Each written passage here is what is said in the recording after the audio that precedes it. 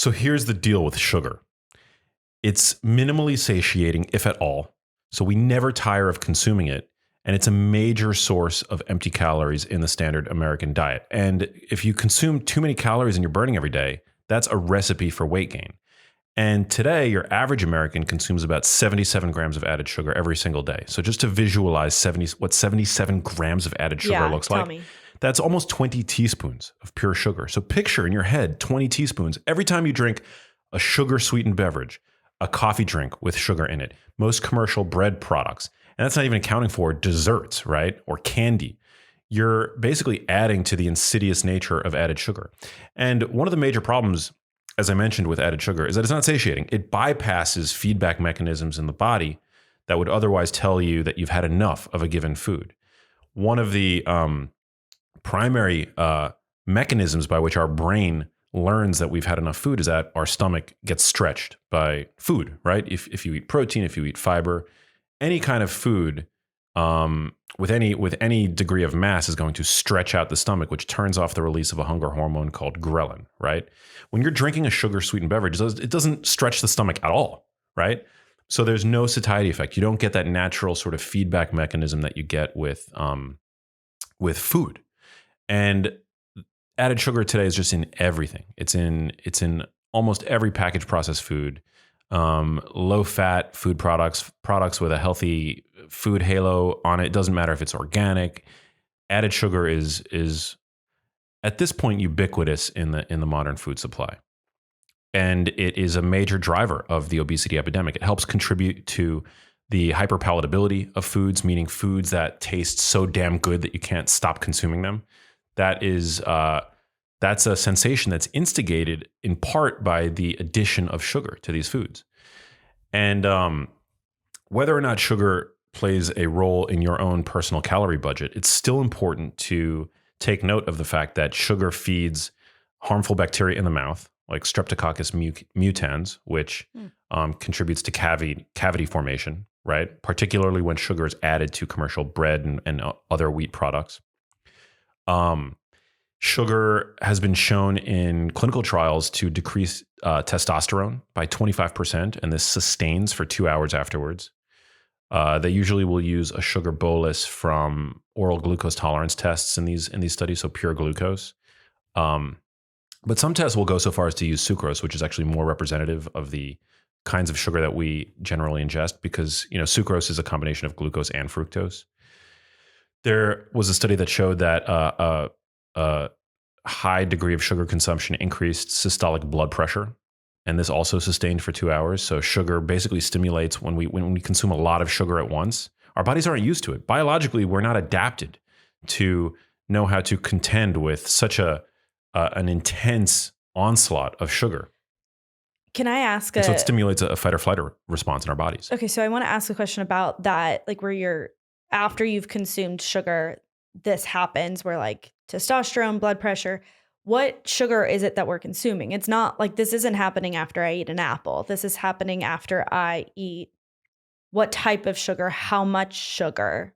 Yeah. Do we know? Yeah, such a great and important question. The distinction that I think people listening to this need to draw is between sugars naturally found in whole foods, okay, like whole fruit, for example, and the sugar that's added to foods by food manufacturers, usually with the explicit intent of driving overconsumption. So this, when you look on the nutrition facts label of a food, it's going to be the added sugar. I would also put in that category fruit juices, which is not necessarily added sugar, right? If you juice an orange, for example, they're not necessarily adding sugar to the fruit juice, but what you're doing is you're concentrating the sugar found in a bunch of oranges, and you're removing the fiber, and then you're basically just, what you're left with is just the fruit sugar. It's very difficult to consume, for example, like 5 whole oranges, right? You'd feel sick afterwards. But it's very easy to drink the sugar from 5 oranges when the sugar is extracted and used to create fruit juice. So you want to avoid, to the best of your ability, fruit juice. Okay, so these negative outcome, for lack of a better word right now, happens when you take out some of the good stuff that's associated with natural sugars.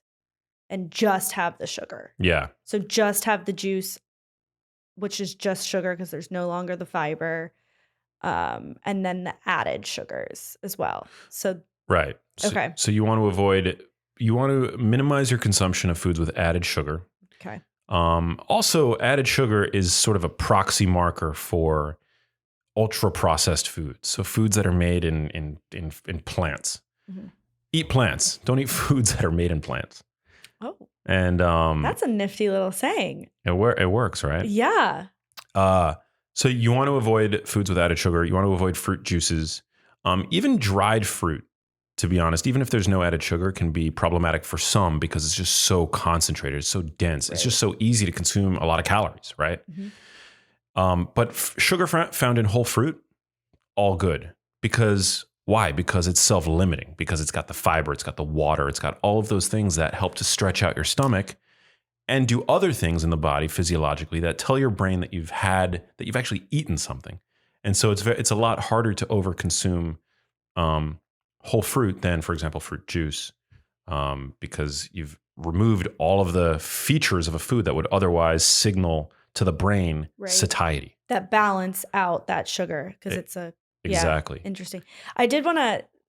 Can you go back to the mechanism of the stretching out of the stomach? Yeah, that's really interesting because it's what hormone? It's ghrelin. Ghrelin, the hunger hormone. Okay, and that does not get released when you consume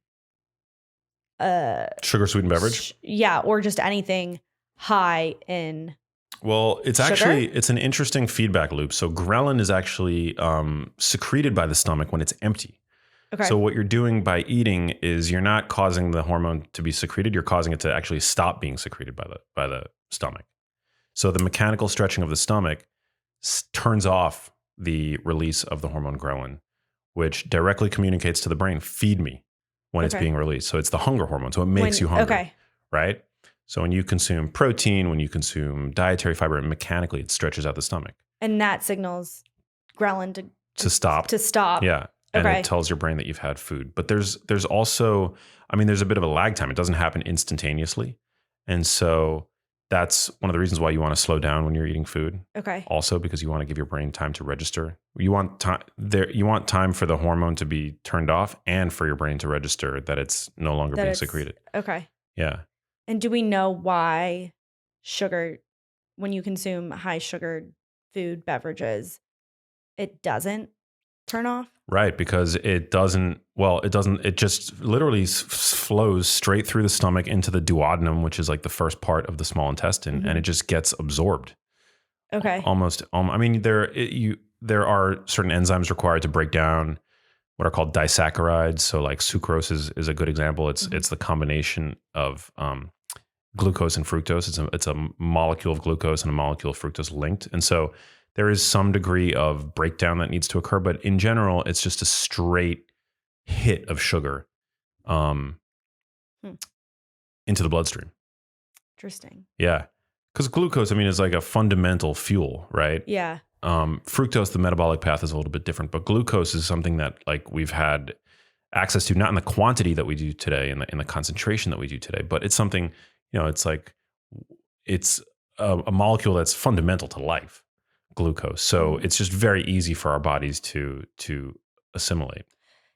That brought up like an interesting thought, and I can't remember which guest we had on that talked about kind of like why we have the bread basket first, and because it's that hit of sugar that doesn't make you full. Yeah.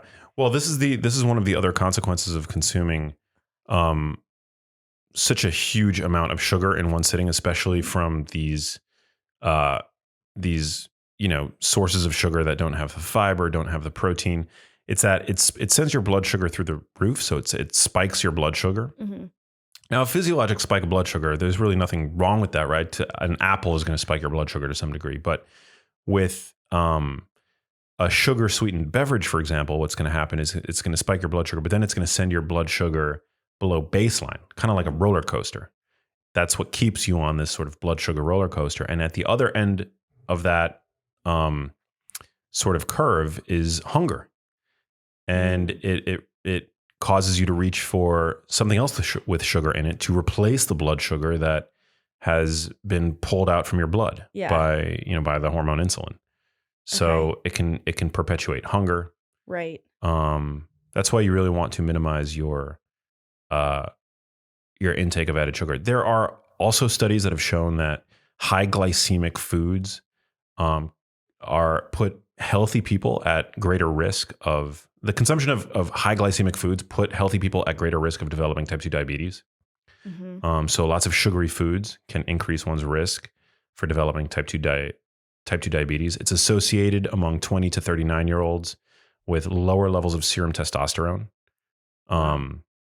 which is really important for having a healthy body composition, feelings of well-being, sexual function, libido. So if it's doing that to a 20 to 39-year-old, what do you think it's doing to somebody who's like in their 50s and 60s, right? It's just like can't be good. Not a good story. Yeah. Yeah. Yeah. So you definitely want to do your best to minimize your consumption of added sugar. A little bit here and there is fine, but again, the problem is that it's insidious and sugar is often hidden in foods. It can be really difficult to spot. And it's just, if you're a typical person consuming the standard American diet, you're consuming almost 80 grams of added sugar every single day. And that's because of the fact that ultra processed foods now make up the majority of our food intake. Yeah. Interesting. Yeah. So we talked about testosterone, blood pressure, the lack of satiety. Yeah. Is there anything else that like consuming a lot of sugar is doing to our bodies other than just increasing weight? Yeah. Well, it can contribute to nutrient depletion. Added sugar, there's no nutritional value. We have no biological need for it. Okay. And if you are, even if you're tracking your calories and you're ingesting a lot of added sugar, what that's doing is that's sort of displacing more nutritious calories that you could potentially be getting from foods with higher nutrient density. Like, steak, eggs, dark leafy greens, whole fresh fruits, things like that. So there's no such thing as a free lunch. And if you're ingesting a lot of added sugar, you're taking up valuable room within your calorie budget for other foods that are more nutrient dense. And today, 90% of adults are deficient in at least one essential nutrient. So these are nutrients that help you, that can potentially improve body composition, give you more energy, help you age better. And the added sugar epidemic is definitely one of the reasons, I think, why we see so many people that are essentially overfed and undernourished, right? They're nutrient depleted, and yet they're swimming in a hyper-energetic state. They're just eating too many calories, and that's why we see the stark obesity epidemics. And not to mention, it also drives chronic disease. I mean, there was a research estimation published in the journal Circulation that posited that almost 240,000 lives are lost every year globally due to the consumption of sugar-sweetened beverages alone. So that's just like the soft drinks, right? Don't love that. And the coffee drinks that may as well be considered desserts. But people go to these coffee chains looking to buy, but thinking that they're buying coffee, and they're buying one of these coffee drinks that have 300, 400, 500 calories in them. That's like dessert. You're starting your day with dessert. Yeah. It's an insane way to start the day. And that's how so many people start their days. It's crazy to me. There's nothing wrong with dessert. Have dessert once a week, twice a week. Yeah. You don't have to have it like with every. You could have dark chocolate every night. Well, see, I don't think that dark chocolate's dessert. Dark chocolate's a health food. Okay. Right? I'll accept that answer.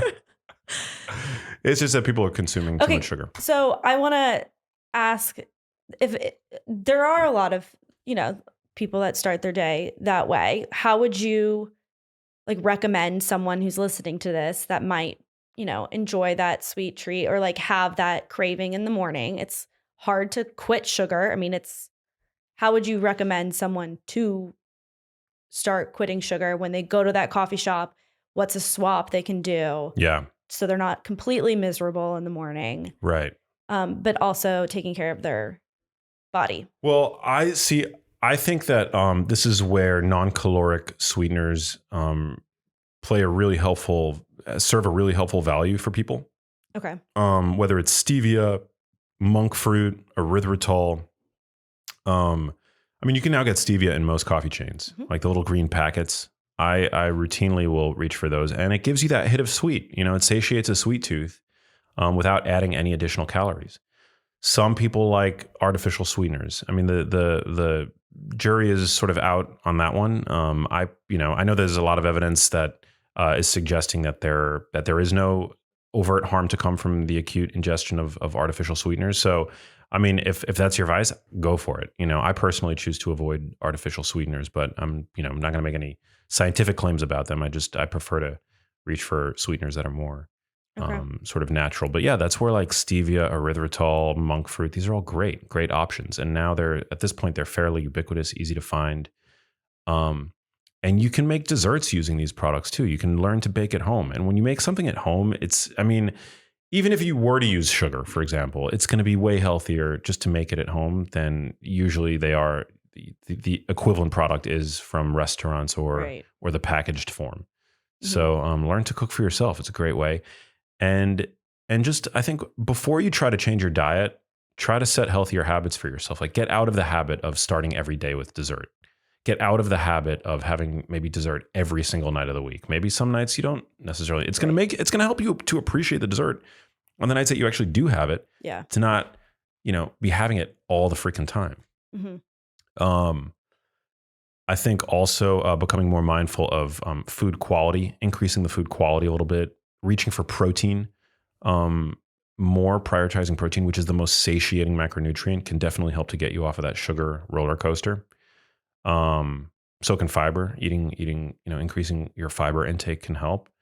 And also learning how to read nutrition labels. Now, thankfully, the added sugar is indicated on nutrition facts labels, but you have to look. It's not gonna like scream out at you if there's a lot of added sugar in a given product. You have to actually like flip it over and look. And I think that people should look at the ingredients lists and the nutrition facts labels for everything they put in their shopping carts. For sure. And to consider what's in your shopping cart as essentially in your body, in your stomach.